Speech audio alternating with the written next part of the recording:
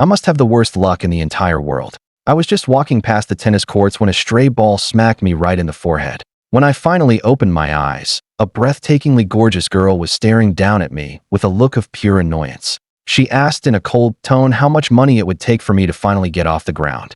I blinked for a second while my brain rebooted, then I pulled out my phone to show her my payment code and asked for $1,000. Emma Sterling let out a sharp laugh, snatched a phone from one of her friends, and promptly sent me $5,000 instead.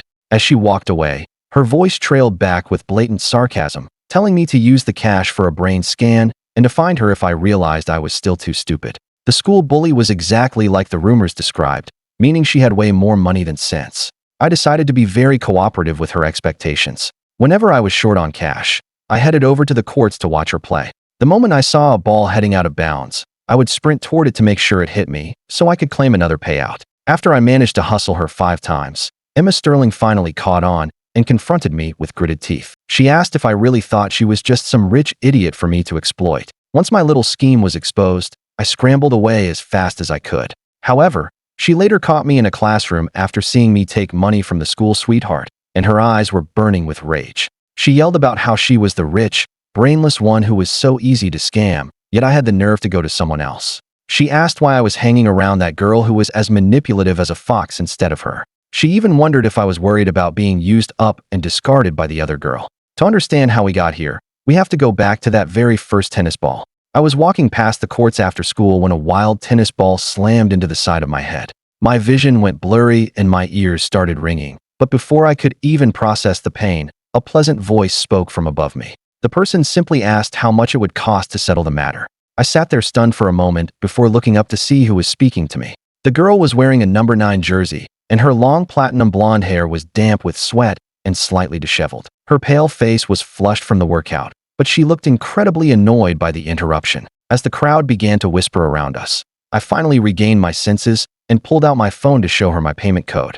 I told her it would be $1,000 to make the problem go away. Emma Sterling gave a mocking scoff as she grabbed a phone from one of her friends and sent me $5,000 without a second thought. She told me to get my head checked and to come find her if I needed more money for a new brain before she walked off. Staring at the massive windfall on my screen, I realized the rumors were true about her being a rich girl with no common sense. I was genuinely amazed by how easy that was. As soon as I had the cash, I rushed to the hospital to settle some of the outstanding bills for my grandmother's stay. Dr. Vance found out about the payment and called me into his private office to talk. He looked at me with such genuine concern and asked where I had suddenly found that kind of money. Not wanting him to worry about my methods, I lied and told him that my aunt had sent it from out of town. His expression finally softened once he heard my explanation, and he reminded me that the surgery had been a total success. He told me not to stress about the remaining costs because he was already looking into financial aid programs through the hospital. His main point was that I needed to focus on my classes and not let financial pressure lead me toward making bad decisions that could ruin my life. I nodded along, even though I already had my own plans in motion. My world had turned upside down a week ago when my grandmother was struck by a vehicle while she was out for groceries. She suffered a severe head injury and a compound fracture in her leg. Since we lived on the outskirts of the city where there were no traffic cameras, the driver had sped off and left her for dead. Dr. Vance was the trauma surgeon who saved her life that night. The initial cost of the surgery was $25,000, which was an impossible sum for me to find on short notice. If Dr. Vance hadn't personally guaranteed the payment, they never would have taken her into the operating room. Even though she was stable now, I was still drowning in debt to the hospital. I had actually gone back to campus today to drop out of my classes, but I never imagined I would stumble into $5,000 by accident. I skipped school the following day to start a shift as an assistant at a local nursing home. The hours were perfect because they allowed me to stay close and check on my grandmother throughout the day. I only managed to stay under the radar for 2 days before Dr. Vance spotted me there. He was furious and asked how I could possibly think about dropping out right before my senior year, especially since he thought I was still under 18. I kept my head down and quietly mentioned that I had actually turned 18 just 2 days ago. Dr. Vance was breathing heavily, clearly trying to keep his temper in check. He eventually took a long breath and told me to forget about the money because the hospital aid had finally been approved. He threatened to tell my grandmother that I had quit school unless I agreed to go back to my classes immediately. I begged him not to tell my grandmother because the news would devastate her. Dr. Vance remained firm and told me I had to be back in my seat at school the next morning. My plan to work full-time was officially dead in the water, As soon as I stepped back onto campus, I heard everyone whispering about how Emma Sterling was basically handing out cash like it was candy. I overheard some guys laughing about how someone else had tried to get hit by her tennis ball the day before. Apparently, she offered the guy $5,000, but he turned it down and asked for her number instead. When I asked what happened next, they told me she just looked at him with total disgust. She called him a complete moron before turning around and walking away without giving him a cent. A risky idea started to form in my mind that afternoon. As soon as the final bell rang, I headed straight for the tennis courts and pushed my way through the crowd of spectators. Just as I reached the front, a ball came flying directly toward my face. I stood my ground and took the full force of the hit without even trying to flinch. The people around me let out a collective gasp as I stumbled back from the impact. Then, that familiar voice cut through the air as she walked toward me. She sounded genuinely annoyed to see my face again. Before I could even say a word, she was already reaching for a friend's phone and demanding to see my payment code. I stood there like a statue while she scanned my phone and sent the money. When I saw my balance jump by another $5,000, my heart started racing and I couldn't help but thank her out loud. She stared at me with a look I couldn't quite read for a long moment. She finally asked if the tennis ball had actually knocked the last of my brain cells loose. I shook my head vigorously to prove I was still coherent. She didn't look convinced and held up 2 fingers, asking me what 1 plus 2 equaled. I gave her the correct answer immediately with total confidence. She shrugged and muttered that my brain seemed fine before she turned her back on me and walked away.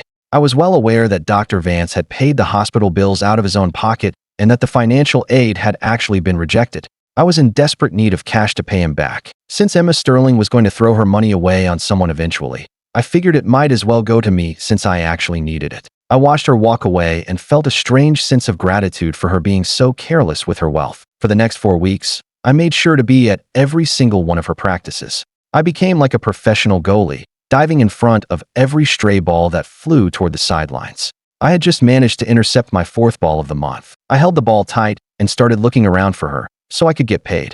I gripped the tennis ball and scanned the court for Emma Sterling. She began walking toward me through the glow of the late afternoon sun, looking tall and imposing. The light was blinding, so I couldn't quite make out the look on her face. I instinctively pulled out my phone and waited for her to bring up her app. Usually, I would hear the notification ping within seconds, but today my phone stayed as silent as a rock. I realized something was wrong and forced myself to look up at her. I nearly jumped out of my skin when I saw her expression. The usual look of boredom was gone, replaced by a dark scowl that made her look like a predator about to strike. She narrowed her eyes and asked me through clenched teeth if I really thought she was some kind of ATM. My heart skipped a beat, and I immediately dropped the ball. I turned and bolted as fast as my legs would carry me.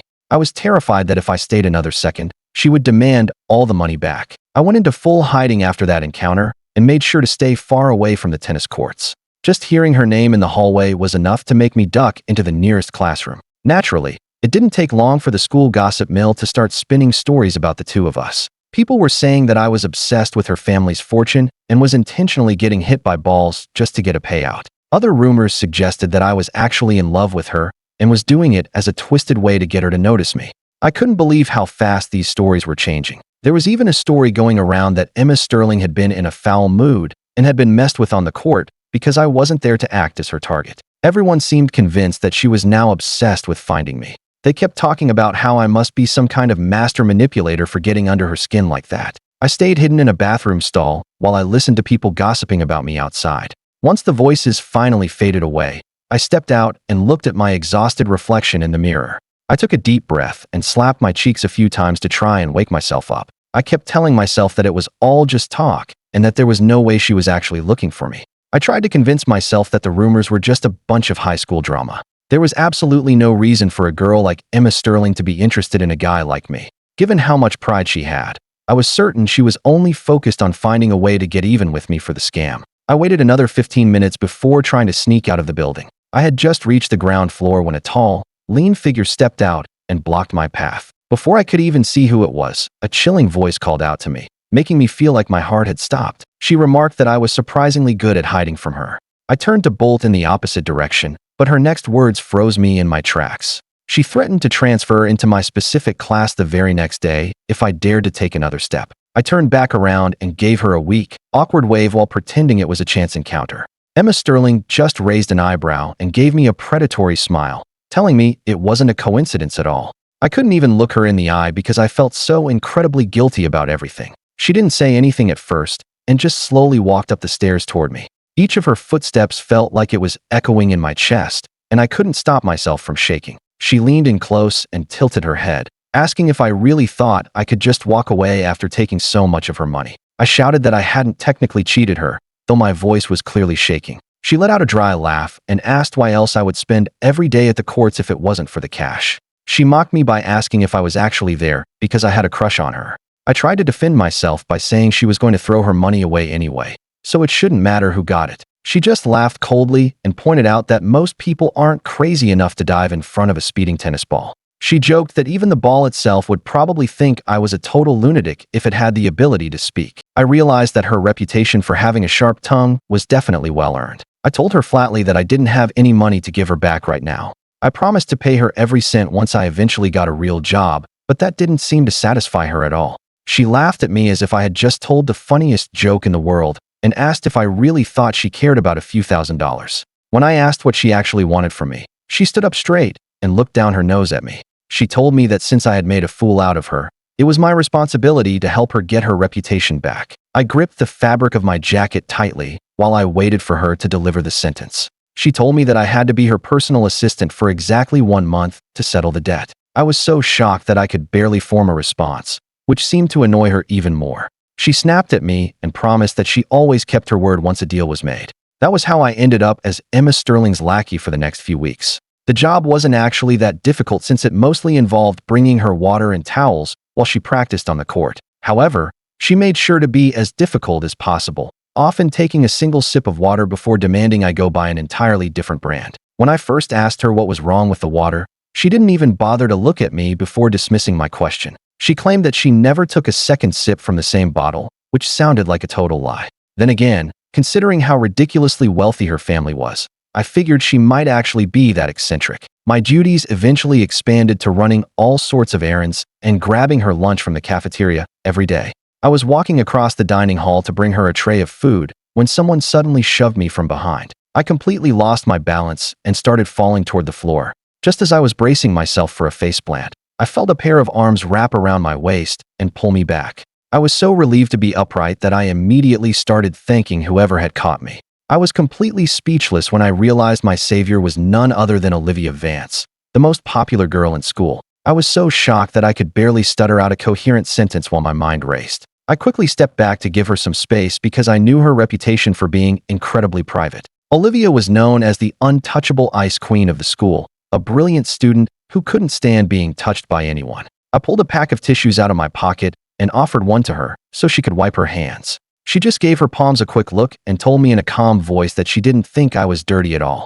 Before I could respond, Emma Sterling's voice thundered through the cafeteria, calling my name with obvious fury. She screamed at me and asked if I was blind, pointing out that she was the one who actually needed a tissue. I turned around and saw a sight I never expected to see in my life. The feared and untouchable Emma Sterling was currently covered from head to toe in the lunch I had just dropped. I looked at the mess and asked her if she had been that hungry for the food I was carrying. It was a weird situation because she had clearly jumped up to try and catch the tray when she saw me falling. Unfortunately, instead of saving the food, she had ended up wearing it. She had failed to catch the meal and instead got drenched in gravy and vegetables. She stared at me with eyes that could have frozen the entire room while she literally ground her teeth in frustration. She snarled that she was so hungry she was about to eat me instead. I jokingly reminded her that cannibalism was both illegal and a bit much for a school day. She was so pissed off about her ruined outfit and empty stomach that she stormed out of the building. She grabbed my arm and dragged me along with her, insisting that as her assistant, I had to stay by her side at all times. That cafeteria incident actually ended up breaking the ice between me and Olivia Vance. Even though we had sat in the same classrooms for over a year, we had never shared a single word until that day. I started going to her whenever I was struggling with a difficult homework assignment. After spending some time with her, I realized that the rumors about Olivia being a cold person were completely wrong. She was actually very easy to talk to and incredibly helpful with my studies. On the other hand, Emma Sterling seemed to be getting more irritable by the day. I used to be the one who had to go find her after class, but now she was always waiting for me the second the bell rang. I would turn around and see her staring at me from the hallway with a look that was genuinely unsettling. If someone didn't know about our deal, they would think I owed her my soul rather than just a few $1,000s. I was just relieved that I only had 3 days left on our 1-month agreement. She was stomping down the hallway ahead of me when she suddenly came to a dead stop. I managed to pull up just in time to avoid hitting her, which was lucky because I didn't want to hear another lecture about being unobservant. I asked her what was wrong while I tried to catch my breath. She looked away awkwardly and mentioned that she had a match against West Side High in 2 days. She didn't look at me directly, but I could see her eyelashes fluttering as she waited for my response. She had been dropping hints all week about how I should keep coming to her games even after our month was up. Even though my financial situation was still a bit rocky, I was hesitant to stay involved in her world. Besides, I had finally managed to find a much more normal part-time job that paid the bills. I told her that I was busy on the day of her match and couldn't make it. She turned to me with a look of genuine panic and asked if that meant I was never coming back. I hesitated for a moment before shaking my head and telling her that I probably wouldn't be seeing her at the courts anymore. I saw the light vanish from her eyes as she looked down at her shoes. She whispered to herself that I could have just kept coming to see her exactly like I did at the start. She didn't wait for me to respond before she turned and marched away at a breakneck pace. I stood there wondering what was going through her head this time. Her emotional shifts were starting to become completely unpredictable. I decided to stop overthinking it since today was finally my last day as her assistant. My grandmother had been discharged from the hospital about 2 weeks ago. Her recovery was slow because of her age, but she was doing well aside from some minor mobility issues. I used the money I had collected from Emma to finally pay Dr. Vance back for the expenses he had covered. He tried to refuse the cash, but I was determined to leave it on his desk before I left. He had already gone above and beyond to save her life, and I couldn't live with myself if he lost money on our account. I knew I still owed him more than just money, and I vowed to repay his kindness in full someday. Olivia Vance suddenly appeared in the hallway, even though she was supposed to have gone home hours ago. She walked toward me with her usual grace, making even our basic school uniform look like high fashion. I was always amazed at how she could make anything look elegant just by wearing it. She handed me an envelope and explained that it was my payment for the last 2 weeks of tutoring. I took it from her, but felt a knot of anxiety in my stomach. I asked her if Mrs. Harrison was unhappy with my work and was planning on letting me go. Olivia quickly reassured me that wasn't the case at all. She said her mother just didn't want to forget to pay me at the end of the month, so they were switching to a weekly schedule instead. She told me that I was doing a great job and that Lily was actually starting to enjoy learning because of my patience. I asked her if she was being serious because I still felt a little unsure of myself. She gave me a warm, encouraging smile and told me that I needed to have more confidence in my abilities. Her kindness finally put my mind at ease and made me feel like I was actually doing something right. Dr. Vance had set me up with the tutoring gig just before my grandmother was discharged. I had actually gotten completely lost trying to find the house on my first day, and Olivia had been the one to find me and lead the way. It was only then that I realized she was actually Dr. Vance's daughter. Olivia headed home after giving me the envelope, and I practically skipped back to the classroom to grab my things. I was already planning on stopping at the butcher's on the way home to buy some marrow bones for a soup I wanted to make for my grandmother. I hadn't even made it out the door when Emma Sterling stepped into my path and blocked the exit. She was still in her number 9 jersey and looked like she had just come straight from the court. She stood there with sweat dripping down her face and asked me if this was the important business I had mentioned earlier. It took me a second to realize she was talking about me meeting with Olivia. I finally remembered her invitation to the match that I had turned down. I told her that it was my turn for classroom cleanup duty and that I had to prioritize my responsibilities over a tennis game. She didn't seem to care about my excuses and just stared at me with narrowed eyes. I tried to explain further, but she cut me off before I could get a word out. She stepped into my personal space with an intensity that was genuinely frightening. Her eyes were red, and she looked like she was about to explode with anger right then and there. She demanded to know why I would rather hang out with that manipulative girl instead of just taking money from her. She called me an idiot for not realizing how easy she was to manipulate compared to someone as sharp as Olivia.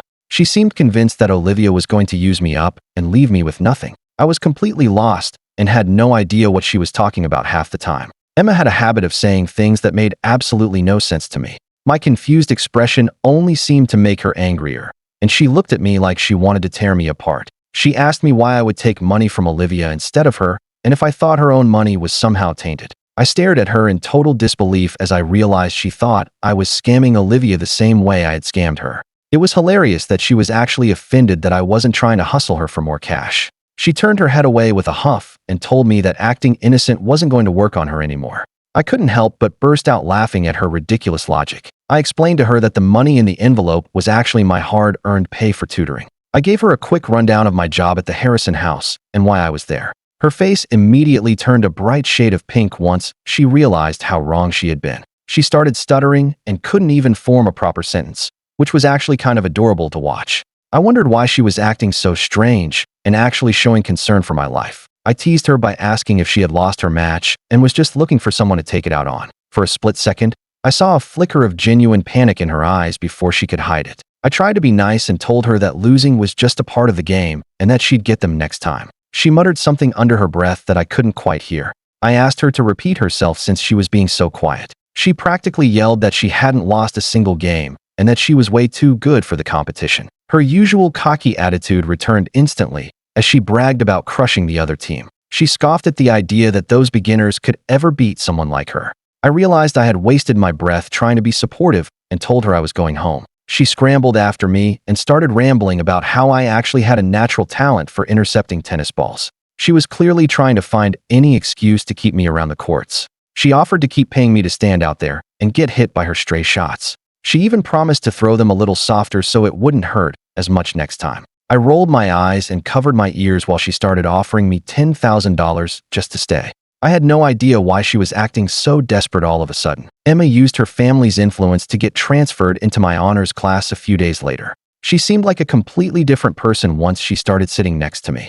Instead of bothering me about tennis, she spent most of the day just leaning on her desk and staring at me while I tried to work. I had to tell her for the third time that she was sitting on my exam prep papers. She jumped up and started frantically smoothing out the wrinkles she had made in the page. She kept insisting that it was fine and that the paper was still perfectly readable. I felt my patience finally snapping as she got ready to lean back onto my desk. I looked her in the eye and told her that while she might not need to worry about her future, I absolutely had to get into a good college. I begged her to stop distracting me so I could actually focus on my studies for once. She went quiet for a moment before telling me that I should just pretend she wasn't there. She promised to be as silent as air and just watch me work without saying a word. It was impossible to ignore someone like her, especially when the air kept giggling to itself every 5 minutes. Her bizarre behavior led to a massive rumor spreading that she was head over heels in love with me. I even had freshmen coming up to me to ask for dating advice on how to land a girl like Olivia. They seemed convinced that I had some kind of secret technique for winning over the most popular girls in school.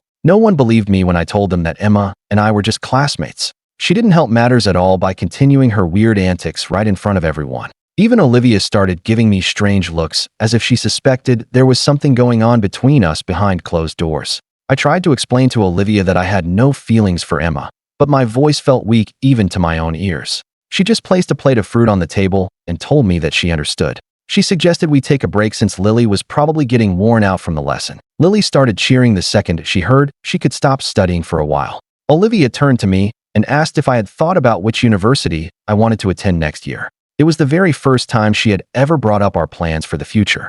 I told her that I was aiming for Evergreen State University because it was close enough to home for me to look after my grandmother. I also mentioned that their architecture program was the best in the country and that she would easily get in with her grades. She looked at me with a surprised expression as if she hadn't expected me to know that. She asked me how I knew she wanted to go into architecture in the first place. I explained that I had seen her name on the checkout cards for all the architecture books in the school library. She gave me a soft smile and seemed genuinely touched that I had noticed. I asked her what her own plans were, but she just shook her head and said she hadn't decided yet. She stared out the window for a long time without saying another word. I couldn't tell if she was worried about the future or if she was just lost in the view. It was already 5 in the evening by the time we finished our session with Lily. Olivia offered to drive me home, but I turned her down because I didn't want to be a burden. My commute involved a 30-minute bus ride followed by a long walk, and I didn't want her to have to make that trip twice. I was just stepping off the bus when I saw someone I never expected to see in my neighborhood. Emma Sterling was standing there with several shopping bags and a huge grin on her face. I was so surprised to see her that I asked her what she was doing there before I could stop myself. She told me she had been waiting for me to get home so she could give me a drink she bought. She mentioned that all the guys at school were raving about this specific milk tea place, and she wanted me to try it. She looked so expectant that I didn't have the heart to refuse. I knew she wouldn't leave me alone until I tried it, so I took a sip of the drink. It was actually surprisingly good, with a perfect balance of tea and cream. I told her it was great and watched as her entire face lit up with a massive smile. Her eyes sparkled with joy, and she suggested we go inside so my grandmother could try some too. She reached out and grabbed my hand to lead the way, but I pulled back and stopped her.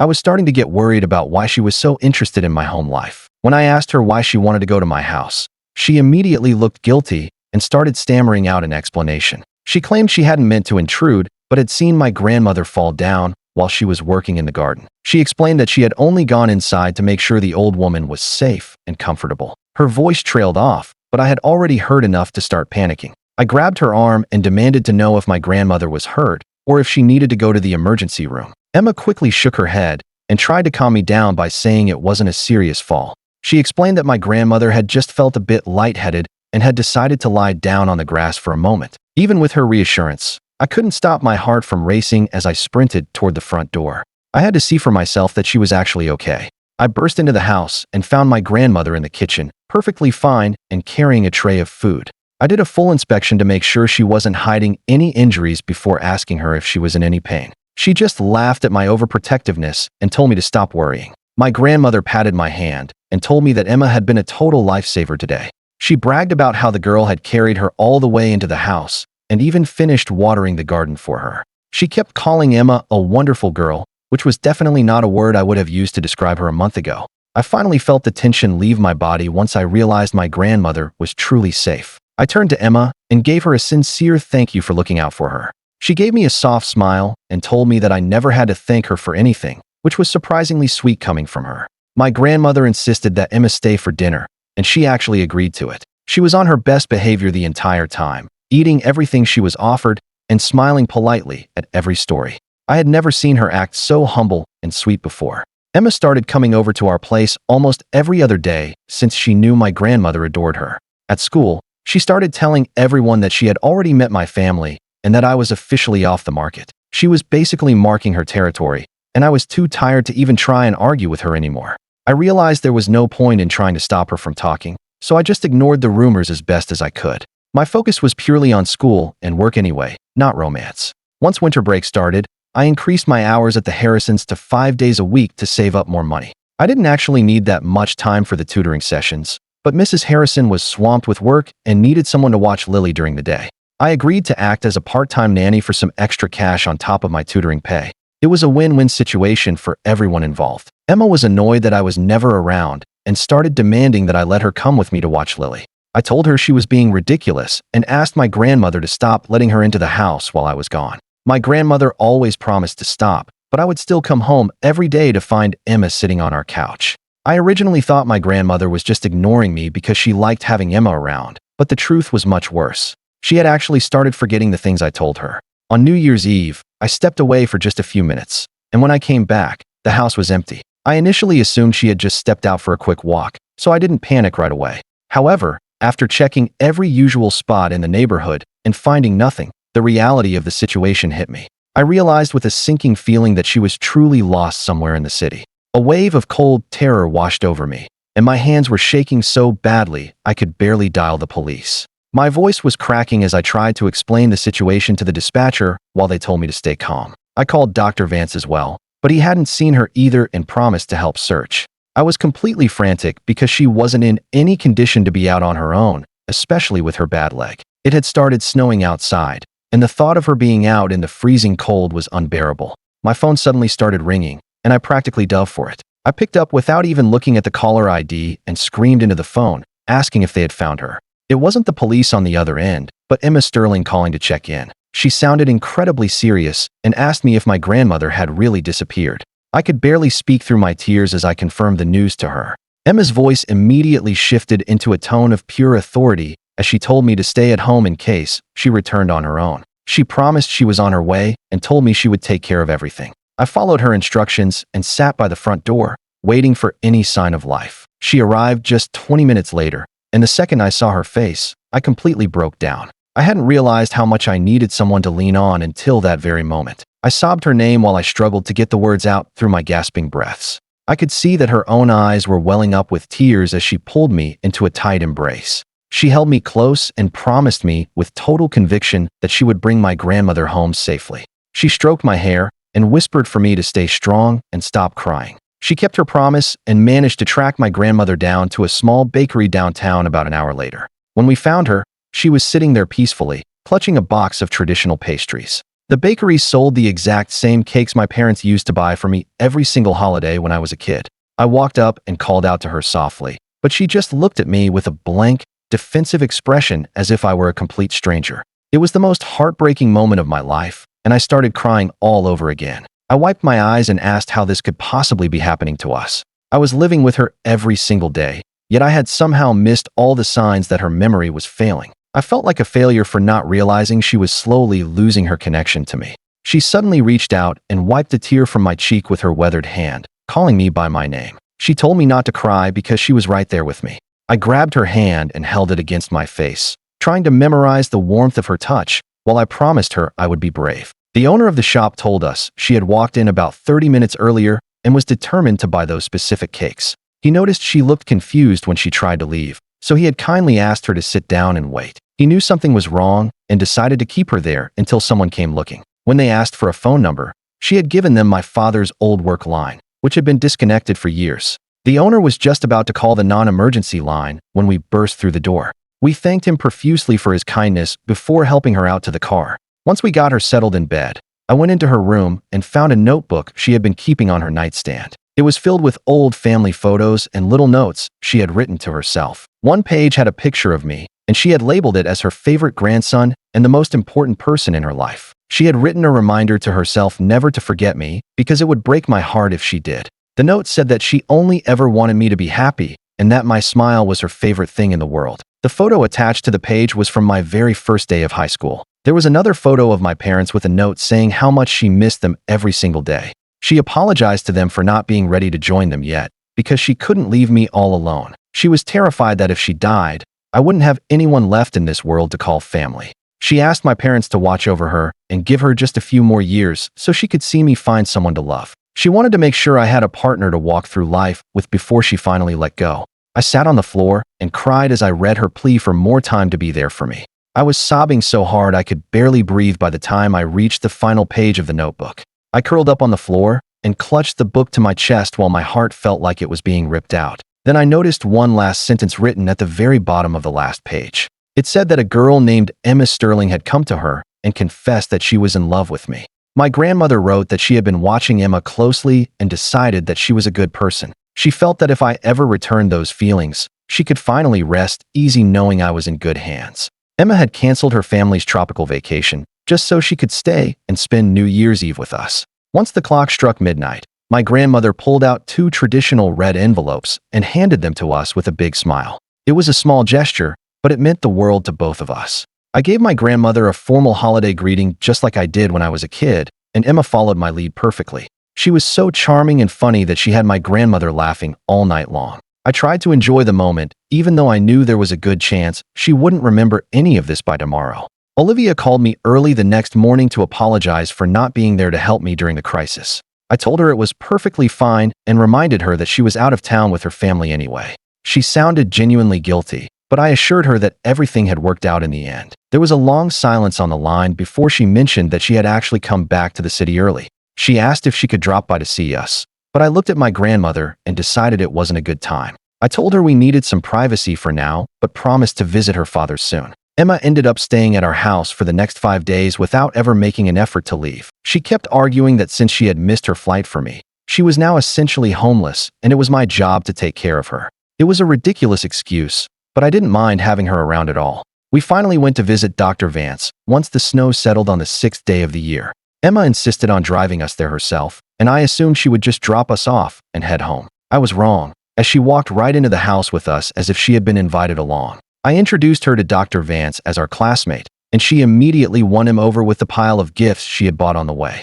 She boldly introduced herself as my best friend and made it sound like we were practically a family unit already. She was definitely laying it on thick, but it seemed to be working on him. I stomped on her foot under the table when she called herself my best friend, but she didn't even flinch. She just kept that polite, fake smile on her face while we sat down for dinner. I pulled Dr. Vance aside before the meal to give him an update on my grandmother's worsening condition. He suggested that a full-time care facility was the best option, but I knew I couldn't afford the monthly fees. It felt like I was going to have to choose between my education and her safety. The tension at the dinner table was so thick you could cut it with a knife, and I couldn't tell if it was just my imagination. Emma started piling my plate high with food and even went as far as peeling my shrimp for me. She was being so overly attentive that it started to feel a little bit embarrassing. Everyone at the table was staring at us, but she didn't seem to care at all. I caught Dr. Vance looking at us with a surprised expression while I tried to ignore Emma's hovering. Olivia looked even more upset, and her usual calm demeanor had been replaced by a dark scowl. I had never seen her look so genuinely angry before in my life. I tugged on her sleeve and whispered for her to stop making a scene in front of everyone. She just smiled at me and told the whole room that she would do whatever I said. I honestly felt like burying my head in the sand right then and there. Toward the end of the night, Dr. Vance asked Emma which schools she was applying to this spring. She looked completely caught off guard since she had never actually planned on going to college. She turned to me and said that she was simply going to go wherever I decided to go. Dr. Vance then turned his attention to me and asked about my top choice. Before I could even answer, Olivia spoke up and told him that I was going to Evergreen State. He looked relieved to hear that I was staying local and still pursuing my degree. I confirmed that Evergreen was my goal, and Emma immediately announced that she would be going there too. Olivia and I just shared a look of total disbelief at her sudden declaration. Given how terrible her grades were, it was almost laughable that she thought she could get in. Emma finally dropped us off at home and mentioned that her mother had returned from her trip. My grandmother told me to walk her out to the car to say goodbye properly. She was just standing there by the driver's side door, so I called out her name to see what was wrong. She suddenly turned around and marched toward me, pulling me into a desperate hug. She whispered into my ear and begged me to tell her that I needed her in my life. She even said she didn't care if I only wanted her for her family's money as long as I didn't push her away. She told me she couldn't stand the thought of me giving up on my dreams just because of my circumstances. She reminded me that my grandmother would want me to succeed more than anything else in the world. Her words were so sincere that they finally started to melt the icy walls I had built around my heart. I pulled her closer and buried my face in her coat while I finally agreed to let her help me. She pulled back and gave me the biggest, most genuine smile I had ever seen on her face. She looked so genuinely happy that it made me feel like everything was actually going to be okay. Emma's mother showed up at my door the very next day, looking incredibly elegant and poised. I have to admit that I was extremely intimidated by her presence at first. I wasn't sure if she was there to tell me to stay away from her daughter or something even worse. She asked if I was the boy that Emma couldn't stop talking about lately. I introduced myself politely while she studied me with a curious expression on her face. She eventually asked me if I was serious about my relationship with her daughter. I was terrified she was about to offer me a check to disappear like in some cheesy soap opera. She saw how nervous I was and told me to relax, joking that she wasn't some kind of monster. Her lighthearted tone actually helped me feel a lot more comfortable. She surprised me by saying that she and her husband would fully support us if we chose to be together. However, her expression turned serious as she told me that I had to be absolutely certain of my feelings. She warned me never to lead Emma on or abandon her if I wasn't truly in love. She joked that Emma didn't have much going for her other than her looks and her inheritance. She seemed genuinely happy that someone as grounded as me could actually care for her daughter. It was the last thing I expected to hear from a woman of her status. Emma went ahead and moved my grandmother into the most prestigious care facility in the entire city. She even arranged for me to have a room there so I could stay close to her while I finished school. It was only a short bus ride from campus, so I could head over there immediately every afternoon. Emma became even more attached to me once the new semester started. She kept insisting she was going to get into Evergreen State, even though her current grades made that seem impossible. At least she was realistic enough to know she had a lot of work to do if she wanted to make it happen. She decided that it was my responsibility to tutor her and help her get her scores up. We started spending every waking moment together, studying in the library or at the care facility. Neither of us brought up the topic of our relationship, but it felt like we were already together in every way that mattered. The day the final exam results were released arrived faster than I expected. We sat huddled in front of her laptop and waited for the portal to open. I nearly screamed when I saw my score of 679, which was more than enough to get me into the architecture program. We held our breath as we pulled up her results next. I was actually more nervous for her than I had been for myself. When the number 619 appeared on the screen, I realized that she had actually done it and earned her spot at Evergreen. I was jumping for joy and shouting that we were both going to the same university. I looked over at her and realized she wasn't celebrating at all. She looked incredibly pale and was shaking as if she were about to say something life-changing. She suddenly grabbed my hand and pulled me into a tight hug before I could say another word. I could feel her warm breath against my skin, and her heart was hammering against her ribs like a trapped bird. She was so tense that I could feel her entire body trembling in my arms. She finally whispered that she loved me and wanted to spend the rest of her life by my side. She asked me if I would finally be her boyfriend in a voice that was both serious and terrified of rejection. I could tell how much courage it took for her to finally say those words out loud. I had realized a long time ago that I was in love with her too. I just nodded and held her as tight as I could while the news finally started to sink in. We were officially a couple on the same day we secured our futures together. My grandmother didn't even recognize my face anymore, but I still went to her room to tell her the news. I sat by her bed and talked to her for hours about our plans for the fall. I like to think that somewhere deep down, she was happy for us. We spent the entire summer taking my grandmother on a road trip across the country. Emma's mother desperately wanted to join us, but she couldn't leave her husband alone with the family business. She ended up staying home and complaining about her responsibilities while we explored the coast. I felt incredibly lucky to have her in my life after everything we had been through. No matter how hard things got, Emma Sterling was always there to pick me up and keep me moving forward. "Emma," I whispered as I looked over at her. She looked back at me while she finished off the last of my drink with a grin. "I love you," I said, and for the first time, I truly meant it.